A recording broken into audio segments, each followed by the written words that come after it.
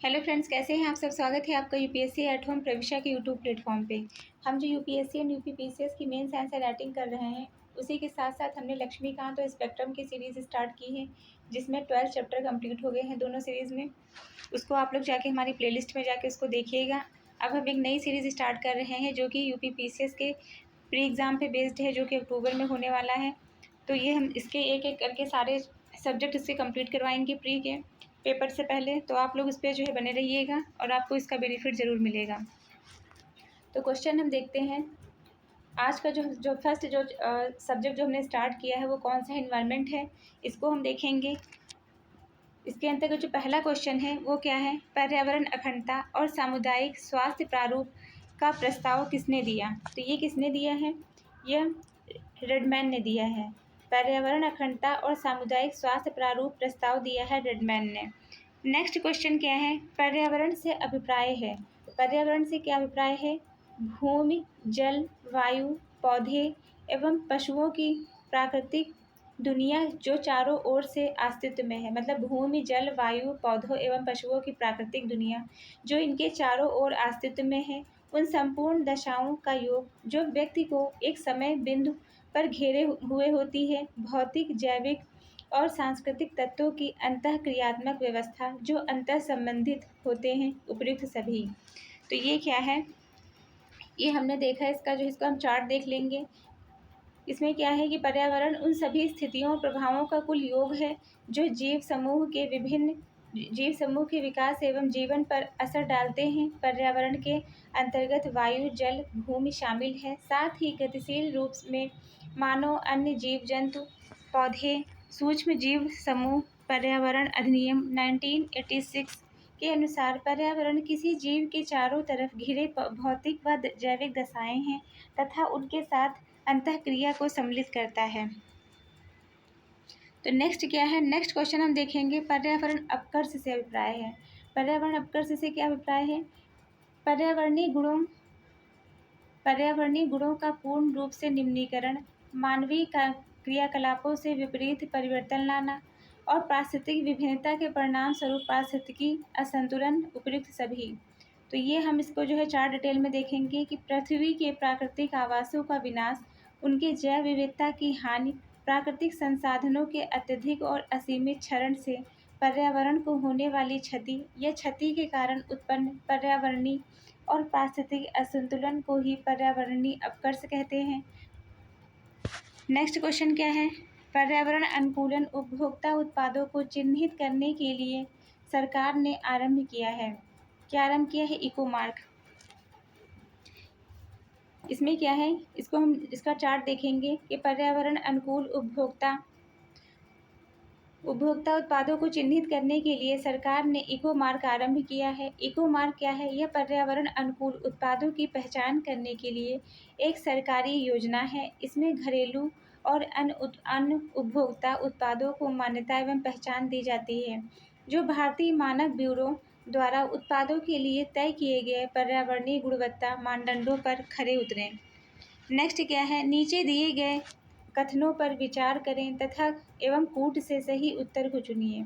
उसके अंतर्गत जो फर्स्ट पॉइंट है वह क्या है, प्राकृतिक पर्यावरण स्वच्छ होता है। यह क्या है, कथन है। कारण आर क्या है, मानव क्रियाएं पर्यावरणीय प्रदूषण का कारण है। तो इसमें क्या बताया गया है कि ए और आर दोनों ही जो सही बातें जो इसमें जो बताई गई वो सही हैं, किंतु इसकी जो है सही जो आर है वो ए की सही व्याख्या नहीं करता है। नेक्स्ट हम देखेंगे, विश्व पर्यावरण सुविधा का आरंभ कब हुआ। यह कब हुआ, 1991 में। विश्व पर्यावरण सुविधा का प्रारंभ अक्टूबर 1991 में 183 देशों के सहयोग से हुआ। यह वैश्विक पर्यावरण समस्या के हल व सतत विकास को बढ़ावा देने के लिए एक मंच प्रदान करता है। 1992 में रियो पृथ्वी सम्मेलन के दौरान इसकी स्थापना की गई। तो ये फर्स्ट चैप्टर कंप्लीट होता है। अब सेकंड चैप्टर को देखेंगे। इसमें क्या है कि भारत का निम्नलिखित में से कौन सा जैव भंडार विश्व श्रृंखला के जैव भंडार आरक्षित क्षेत्रों में सम्मिलित नहीं है। तो कौन सा है, मानस। ये चार्ट पूरा डिटेल में देखेंगे। निम्नलिखित में से मानस असम में जैव भंडार विश्व श्रृंखला के जैव मंडल आरक्षित क्षेत्रों में सम्मिलित नहीं है। मानव एवं जैव मंडल कार्यक्रम यूनेस्को के द्वारा 1971 में शुरू किया गया था। कब शुरू किया गया था? 1971 में। एक अंतर सरकारी वैज्ञानिक कार्यक्रम है जिसका मुख्य उद्देश्य मानव एवं पर्यावरण के संबंधों के मध्य सुधार एवं वैज्ञानिक आधार स्थापित करने से होता है। जैव मंडल आगार में भारत के 12 प्रमुख जैव मंडल आगार शामिल हैं, जिसमें नंदा देवी 2004 में और नीलगिरी 2000 में, मन्नार की खाड़ी 2001 में सूची में शामिल किए गए हैं। नेक्स्ट क्वेश्चन हम देखेंगे, निम्नलिखित में से कौन सा सही सुमेलित नहीं है? तो ये आपको मैचिंग इसका जो है देखना पड़ेगा। ये आप याद कर सकते हैं किससे? लूसेंट की जो बुक आती है उसमें चार्ट दी रहती है, उससे आप पूरा इसको याद कर सकते हैं, जिससे इससे रिलेटेड कोई भी क्वेश्चन आएगा मैचिंग में वो आपका गलत नहीं होगा। दिहांग दिबांग कहाँ पे है? अरुणाचल प्रदेश में है। कंचनजंगा है सिक्किम में। कोल्ड डेजर्ट है हिमाचल प्रदेश में। शेषाचलम है आंध्र प्रदेश में। नेक्स्ट क्या है? ये भी ऐसे ही, इसको भी ऐसे ही याद करना है। नेक्स्ट क्वेश्चन हम देखेंगे, निम्नलिखित में से कौन सा सही सम्मिलित नहीं है? तो ये सारी चीज़ें जो हैं वो आप लूसेंट की जो चार्ट जो दी रहती है उसमें जो उसी से आप इसको याद कर सकते हैं, पूरा तैयार कर सकते हैं। तो इसको मैचिंग में जो भी आएगा तो आपका क्वेश्चन इससे गलत नहीं होगा। सिपलीपाल कहाँ पे है? उड़ीसा में। पंचमढ़ी कहाँ पे है? मध्य प्रदेश में। नंदा देवी है उत्तराखंड में। नोक रेख है मेघालय में। नेक्स्ट क्वेश्चन क्या है?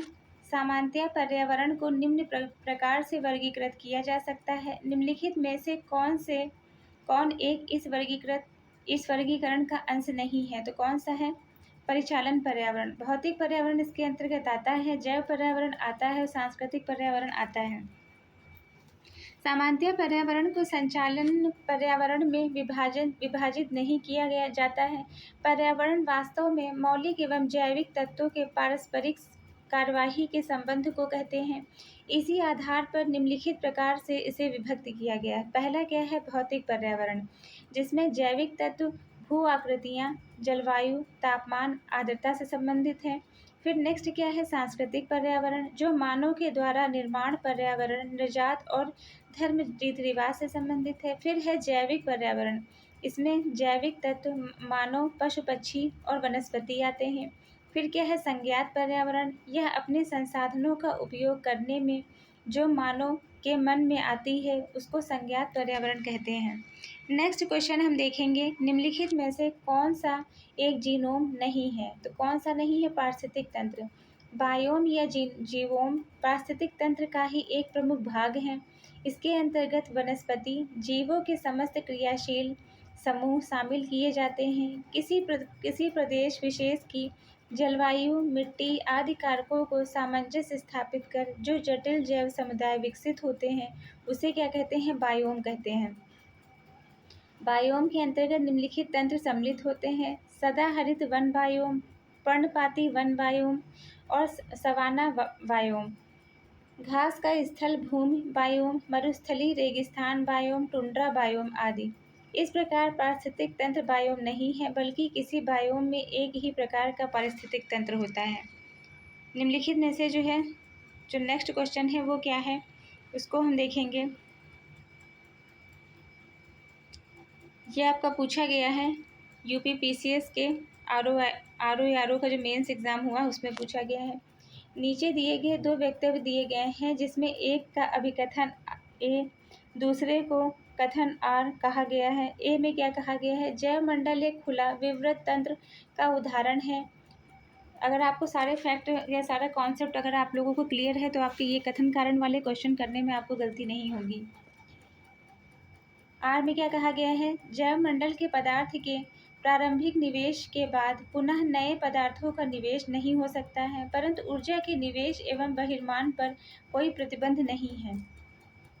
अगर आप लोग चाहेंगे तो इसका जो जैसे हमने लक्ष्मीकांत स्पेक्ट्रम की जैसे हमने सीरीज़ बनाई है कि पहले हम उसका चैप्टर कंप्लीट करवा रहे हैं, चैप्टर कंप्लीट करवाने के बाद उससे जितने भी जो है क्वेश्चन प्री में बन सकते हैं या मेंस में जो क्वेश्चन बन सकते हैं जो हमें लगता है बहुत इंपॉर्टेंट है उसमें बन सकता है, तो हम उसको पूरा जो डिटेल में करवाते हैं। उसके बाद में उसी चैप्टर से रिलेटेड जो PYQ हैं, जितने भी प्रीवियस ईयर में क्वेश्चन पूछे गए हैं उसको कंप्लीट करवाते हैं। तो इससे क्या हो रहा है? इससे आपका प्री और मेंस एक साथ में तैयार हो रहा है और आपको जो ये जो हमारी जो सीरीज़ है मेंस की, इसके आपको मेंस के साथ साथ आपकी प्री की भी तैयारी हो रही है एक साथ ही में। तो इस आप लोग उसको ज़रूर देखिएगा वो प्लेलिस्ट, उसमें आपको बहुत बेनिफिट उससे मिलेगा। और आपको क्वेश्चन को अटेम्प्ट करने में पॉलिटी के जो लक्ष्मीकांत का है, स्पेक्ट्रम, हिस्ट्री का करने में कोई प्रॉब्लम नहीं होगी, क्योंकि चैप्टर के बाद में आप लोगों को क्वेश्चन कंप्लीट करवाने से जो है आप लोगों के लिए काफ़ी ईजी हो जाएगा वो। और बिना स्किप किए हुए देखा करिए, पूरा देखा करिए, जिससे आपको बेनिफिट मिले, क्योंकि सिर्फ वीडियो जो है स्टार्ट करके उससे कोई मतलब नहीं है जब तक आप पूरा नहीं देखेंगे। तो इसको हमने क्या देखा कि जैव मंडल के अंतर्गत समस्त जैविक व अजैविक संघटकों को शामिल किया जाता है। जैव मंडल वायुमंडल, स्थल मंडल और जल मंडल का सम्मिलित रूप है। जैव मंडल क्या है? यह वायुमंडल का और स्थल मंडल का और जल मंडल का क्या है? सम्मिलित रूप है। फिर नेक्स्ट क्या है? जैव मंडल खुला विवृत तंत्र का एक उदाहरण है। जैव मंडल के पदार्थों एवं ऊर्जा का निवेश एवं बहिर्गमन सतत रूप से होता है, अतः कथन सही है और कारण गलत है। फिर नेक्स्ट क्वेश्चन क्या है?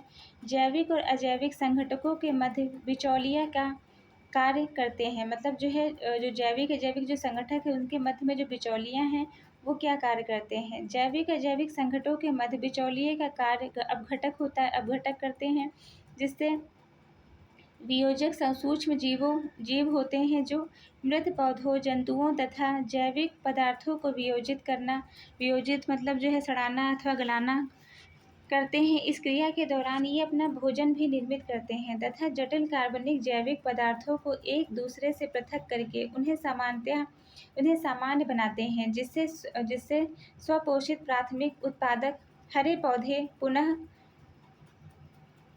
पुनः उसका उपयोग करते हैं। इनमें से अधिकांश जीव सूक्ष्म बैक्टीरिया तथा कवक के रूप में मृदा में रहते हैं। नेक्स्ट क्वेश्चन क्या है? निम्नलिखित में से कौन सा मानव जनित जीवोम का उदाहरण है? तो कौन सा है? फसली भूमि। पृथ्वी पर पेड़ पौधे, जीव जंतुओं सहित सभी प्रमुख पारिस्थितिक तंत्र जीवोम कहलाते हैं। फसल भूमि को कृत्रिम तथा मानव जनित जीवोम का उदाहरण माना जाता है, जबकि शेष प्राकृतिक जीवोम के उदाहरण हैं। नेक्स्ट क्वेश्चन हम देखेंगे, दो विभिन्न समुदायों, ये क्वेश्चन बहुत इंपॉर्टेंट है, दो विभिन्न समुदायों के बीच की संक्रांति क्षेत्र क्या कहलाता है? यह कहलाता है इकोटोन। दो भिन्न समुदायों के बीच का संक्रांति क्षेत्र इकोटोन कहलाता है। इकोटोन दो परितंत्रों के मध्य तथा दो भिन्न समुदायों के मध्य स्थित संक्रमण क्षेत्र होता है, जिसमें दोनों परितंत्रों की विशेषता पाई जाती है। इकोटोन में जैव विविधता दोनों ही और समुदाय की तुलना में अधिक होती है। इस परिघटना को एज इफेक्ट कहते हैं। नेक्स्ट क्या है?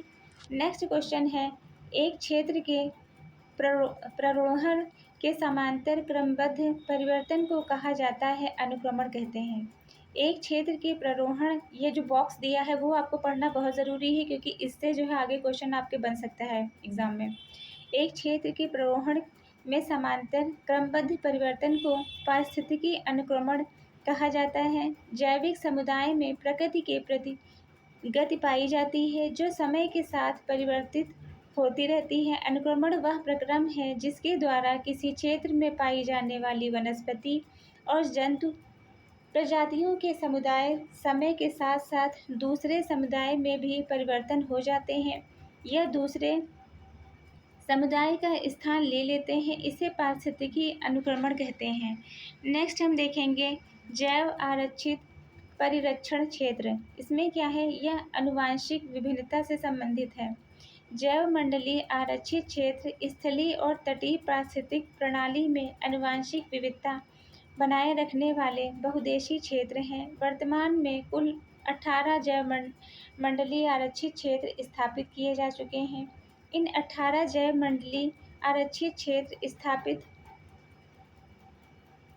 इन 18 जैव मंडलीय आरक्षित क्षेत्रों में से 12 को यूनेस्को में जैव मंडलीय आरक्षित क्षेत्र के विश्व नेटवर्क पर मान्यता प्रदान की गई है। ध्यातव्य है कि पन्ना बायोस्फीयर रिजर्व को यूनेस्को द्वारा वर्ष 2020 में मैन एंड बायोस्फीयर प्रोग्राम में 12वें स्थल के रूप में शामिल किया गया। नेक्स्ट हम देखेंगे निम्नलिखित में से कौन सा एक जैविक अनुक्रमण की प्रस्थापनाओं का सही क्रम है। जैविक अनुक्रमण की प्रस्थापनाओं का सही क्रम है नग्नीकरण वनस्पति रहित प्रवास, अस्थापन, प्रतिक्रिया और स्थिरीकरण। जैव आक्रमण को क्रमागत विधि के रूप में व्याख्यायित करने वाले वैज्ञानिक का नाम ओडम था। तो ये जो फैक्ट है आपके नेक्स्ट आपके क्वेश्चन में बन सकता है। नेक्स्ट क्या है, प्रतिशतता के आधार पर वायुमंडल में सर्वाधिक पाई जाने वाली गैस कौन सी होती है। नाइट्रोजन। मोस्ट इंपॉर्टेंट क्वेश्चन है। प्रतिशतता के आधार पर अब ये जो हमने क्वेश्चन देखा है, इसके बाद में जो ये जो पूरा बॉक्स है, इसको आप लोगों को पढ़ना बहुत ज़रूरी है, क्योंकि अब ये क्वेश्चन जैसे बन गया है तो ये क्वेश्चन भी रिपीट हो सकता है आगे एग्ज़ाम में, और नहीं अगर ये नहीं रिपीट होता है तो इससे रिलेटेड जो है आगे इस बार नाइट्रोजन पूछा गया है, फिर कोई और गैस के बारे में उसका परसेंटेज या कुछ करके पूछ सकता है कि सबसे कम जो है किसका परसेंटेज होता है वायुमंडल में। सबसे जैसे इसमें पूछा गया है प्रतिशतता के आधार पर वायुमंडल में सर्वाधिक पाई जाने वाली गैस कौन सी होती है, ये भी क्वेश्चन आपसे बन सकता है कि प्रतिशतता के आधार पर सबसे कम वायुमंडल में सबसे कम पाई जाने वाली जो है गैस कौन सी होती है। तो जब तक आप इसका जो है पूरा ये जो बॉक्स दिया हुआ है, आप अगर इसको डिटेल में कवर किए रहेंगे तो आपके क्वेश्चन आराम से बन जाएंगे। तो क्या क्वेश्चन देखेंगे कि प्रतिशतता के आधार पर वायुमंडल में नाइट्रोजन सर्वाधिक पाई जाती है। पृथ्वी के चारों ओर घेरे हुए वायु के विस्तृत फैलाव को क्या कहते हैं, वायुमंडल कहते हैं। ये क्वेश्चन में डायरेक्ट बन सकता है कि वायुमंडल किसे कहते हैं। आयतन के अनुसार वायुमंडल में विभिन्न गैसों का मिश्रण होता है, जैसे नाइट्रोजन 78.08%, ऑक्सीजन 20.95%। ये जो है ये डायरेक्ट आपके मैचिंग में भी पूछा जा सकता है कि किसका कितना परसेंटेज है। ऑर्गन 0.93% और कार्बन कितना है, कार्बन डाइऑक्साइड है 0.036% और नियॉन जो है ये बहुत कम है, इसका हीलियम भी सबसे कम है। फिर नेक्स्ट क्या देखेंगे, निम्नलिखित प्राकृतिक प्रदेशों में से किसे बड़े शिकारों की भूमि के नाम से जाना जाता है। तो कौन सा है, उष्णकटिबंधीय सवाना प्रदेश। तो इसका भी जो बॉक्स दिया हुआ है उसको हम डिटेल में देखेंगे। आप लोग ये ध्यान रखिए कि पीवाईक्यू पढ़ने का सबसे बेस्ट तरीका है कि आप उसको पढ़िए, क्वेश्चन को सॉल्व करिए, फिर उसके नीचे जो बॉक्स दिया है, बॉक्स में जो भी इंपॉर्टेंट जो फैक्ट है वो आप इसको जो है उसको कई बार पढ़ेंगे तो आप लोगों को याद हो जाएगा। तो इसको क्या बताएंगे कि सवाना बायोम में आर्द्र शुष्क कटिबंधीय आर्द्र जो है शुष्क उष्ण कटिबंधीय जलवायु पाई जाती है। यहाँ पार्कलैंड भूमि है जहाँ घास भूमियों में यत्र तत्र वृक्ष पाए जाते हैं। 5 मीटर लंबी एवं सघन हाथी घास सवाना प्रदेश की प्रमुख घास है। अफ्रीका, ब्राज़ील, पूर्वी ऑस्ट्रेलिया इसके प्रमुख क्षेत्र हैं। वेनेजुएला में इस बायोम को लानोस कहते हैं। तो ये जो फैक्ट है ये भी आपके आगे एग्ज़ाम में बन सकता है। सवाना बायोम में पेड़ पौधे और जंतुओं में सूखे को सहन करने की क्षमता होती है। ये इस प्रदेश में वृक्षों में अधिक विविधता नहीं पाई जाती है। अब ये फैक्ट डायरेक्ट आपके जो इसमें पूछे जा सकते हैं कि 1 2 3 4 में से कौन सा कथन सही है, कौन सा गलत है। ये जो इसमें बन सकता है ये क्वेश्चन डायरेक्ट सारे फैक्ट देके डायरेक्ट इससे क्वेश्चन बन सकता है। तो जब तक आप इस बॉक्स को क्लियर नहीं किए रहेंगे तब तक आपको समझ में नहीं आएगा, वो क्वेश्चन वहाँ पे अटेम्प्ट नहीं कर पाएंगे। तो क्या है, सवाना बायोम में पेड़ पौधे और जंतुओं में सूखे सहन करने की क्षमता होती है। इस प्रदेश में वृक्षों से अधिक विविधता नहीं पाई जाती है, मतलब वृक्षों में बहुत सारी विविधता नहीं पाई जाती है। इस बायोम में हाथी, दरियाई घोड़ा, जंगली भैंस, हिरन, जेब्रा, सिंह, चीता, तेंदुआ, गीदड़, घड़ियाल और एमू, शुतुरमुर्ग आदि की विविध जीव जंतु पाए जाते हैं। इसलिए इस क्षेत्र को बड़े बड़े शिकारों की भूमि अफ्रीकन सफारी के नाम से जाना जाता है। अब डायरेक्ट इससे क्वेश्चन पूछा गया है कि निम्नलिखित में से किस प्रदेश में से किसे, मतलब निम्नलिखित में जो प्रदेश बताए गए हैं उसमें जो किस प्राकृतिक प्रदेश को बड़े शिकारों की भूमि कहा जाता है। तो जैसे ये क्वेश्चन आपका यूपी पीसीएस 2019 के पेपर में पूछा गया है, आगे डायरेक्ट यही क्वेश्चन बन सकता है कि जो ये बड़े शिकारों की भूमि की जगह क्या दे दिया जाए कि अफ्रीकन जो है सफारी के नाम से किसे जाना जाता है, तो किसे, उष्णकटिबंधीय सवाना प्रदेश को। नेक्स्ट हम क्या देखेंगे, नेक्स्ट चैप्टर है हमारा पारिस्थितिकी एवं पारिस्थितिकी तंत्र। इसमें क्या है, जो पहला क्वेश्चन है वो क्या है, पारिस्थितिकी कृषि से संबंधित निम्नलिखित कथनों पर विचार कीजिए। पारिस्थितिकी कृषि प्रणाली का मूल सिद्धांत है। प्रकृति से उसकी सामर्थ्य तक उत्पादन लेना। प्रकृति की स्वाभाविक गतिविधि में न्यूनतम हस्तक्षेप करना और प्रकृति और भूमि के क्षरण हुए पोषण तत्वों को प्राकृतिक पोषण से ही लौटाना। तो ये क्या है, ये सभी सही हैं। पारिस्थितिक कृषि एवं कार्बनिक खेती प्राकृतिक संसाधनों के इष्टतम उपयोग के आधार पर स्वायत्तता रखने की संस्कृति प्रणाली है।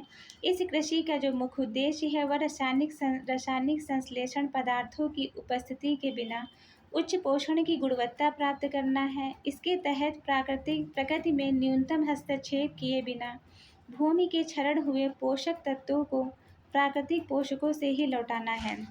नेक्स्ट क्वेश्चन हम क्या देखेंगे, खाद्य श्रृंखला का अंतर संबंध जटिल तंत्र कहलाता है। क्या कहलाता है, खाद्य जाल कहलाता है।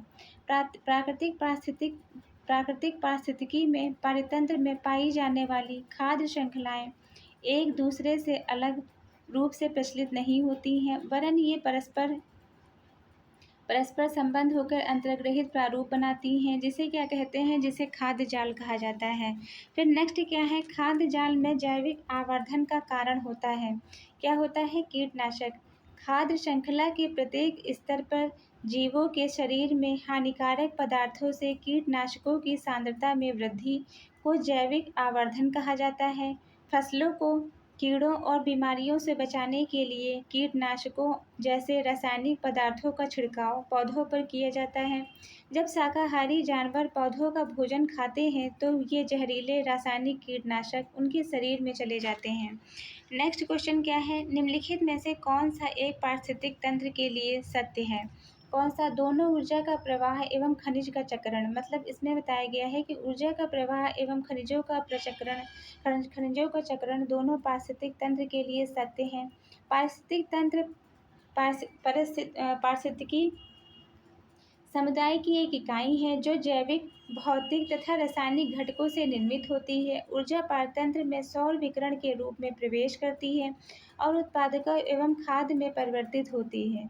उत्पादों में एक रासायनिक खाद्य श्रृंखला के विभिन्न पोषण स्तरों में पहुंचाती है। विभिन्न पोषण स्तरों पर खाद्य श्रृंखला में ऊर्जा का स्थानांतरण ऊर्जा का प्रवाह कहलाता है।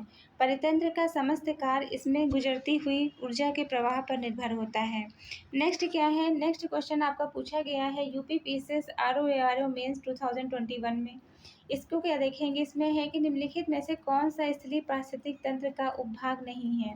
तो कौन सा है, सागरीय पारिस्थितिक तंत्र। पारिस्थितिकी तंत्र पारिस्थितिकी अध्ययन की आधारभूत इकाई है। इसके अंतर्गत जैविक एवं अजैविक दोनों घटक आते हैं। सागरीय पारिस्थितिक तंत्र स्थलीय पारिस्थितिक तंत्र का उपभाग नहीं है। इसे जलीय पारितंत्र के अंतर्गत सम्मिलित किया जाता है तथा स्थलीय पारितंत्र के अंतर्गत वन, घास मैदान, मरुस्थल, टुंड्रा प्रदेशों को सम्मिलित किया जाता है। नेक्स्ट क्वेश्चन हम देखेंगे, नीचे दो कथन दिए गए हैं जिनमें से अभिकथन ए दूसरे कारण आर है। अभिकथन ए, पारिस्थितिक तंत्र के विविध अवयव आपस में एक दूसरे पर निर्भर नहीं करते हैं। कारण आर क्या है, मानव क्रियाओं से वातावरण प्रभावित होता है। नीचे दिए गए कूट से सही उत्तर का चयन कीजिए। ए जो है, पारिस्थितिक तंत्र के विविध अवयव आपस में एक दूसरे को प्रभावित नहीं करते, ये गलत है। और जो है दूसरा जो है आर क्या है, सही है।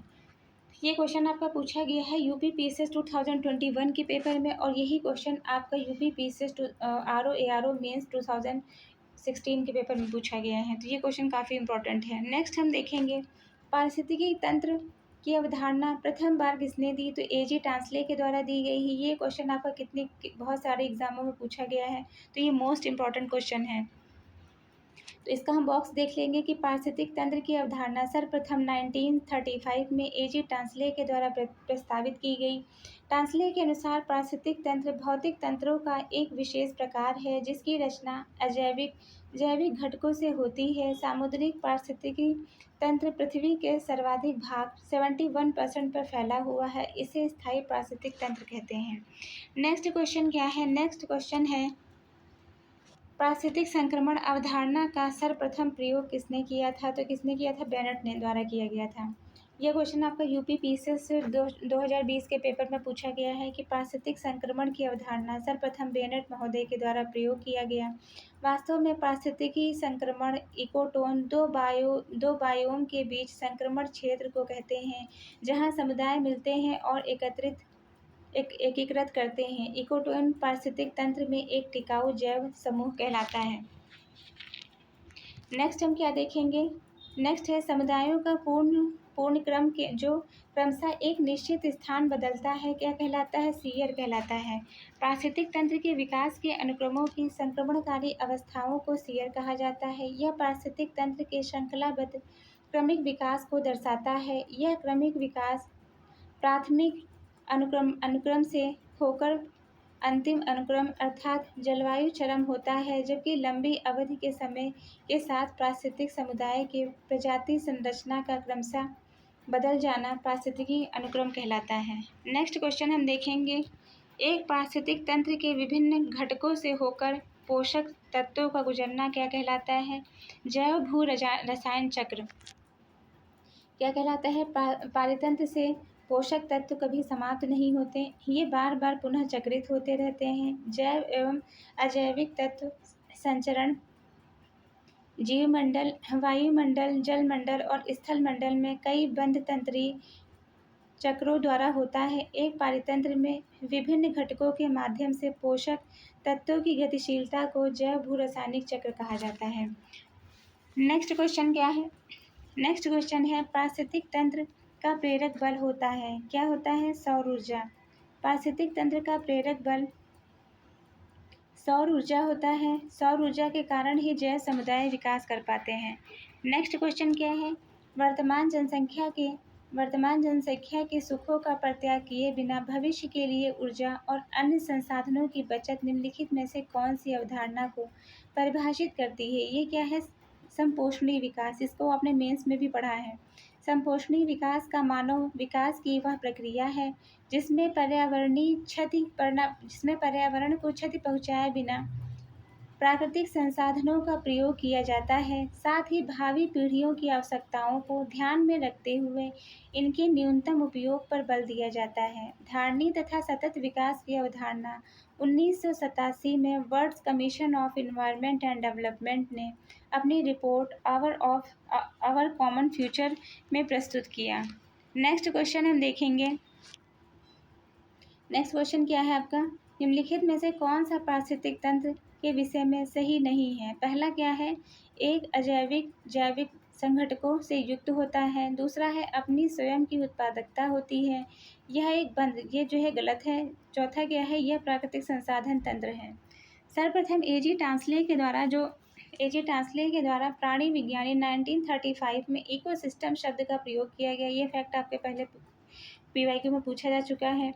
पारिस्थितिक तंत्र एक खुला तंत्र होता है, ये भी फैक्ट जो है ये डायरेक्ट जो है पूछा जा सकता है कि पारिस्थितिक तंत्र कैसा तंत्र होता है, या 1 2 3 4 में जो है एक पॉइंट भी इसको दिया जा सकता है कि यह खुला तंत्र है, यह जो है बंद तंत्र है। तो इसमें क्या है, इसी तरह से क्वेश्चन पूछ के आपको अगर पूरा फैक्ट क्लियर नहीं होगा तो आपसे ये क्वेश्चन बन नहीं पाएगा।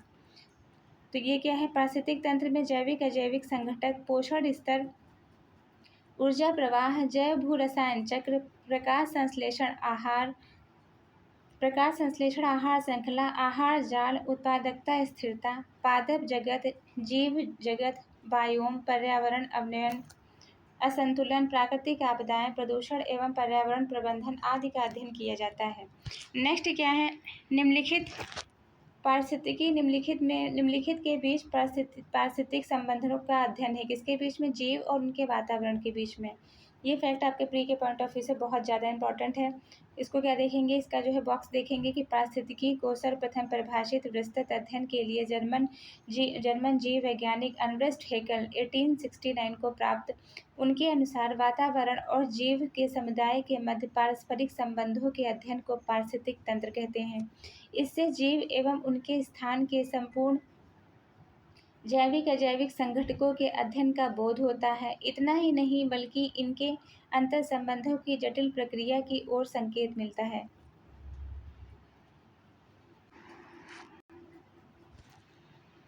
नेक्स्ट क्वेश्चन हम देखेंगे, पृथ्वी का सर्वाधिक पारिस्थितिक तंत्र निम्नलिखित में से कौन सा है? जैव मंडल है। पृथ्वी का सबसे बृहद पारिस्थितिक तंत्र जैवमंडल कहलाता है। जैवमंडल पारिस्थितिक तंत्र एक जलीय पारिस्थितिक क्षेत्र तक सीमित रहता है। स्थल मंडल एक स्थलीय पारिस्थितिक क्षेत्र तक सीमित रहता है। जीवोम पारिस्थितिक तंत्र एक इकाई के रूप में एक निश्चित क्षेत्र में होता है।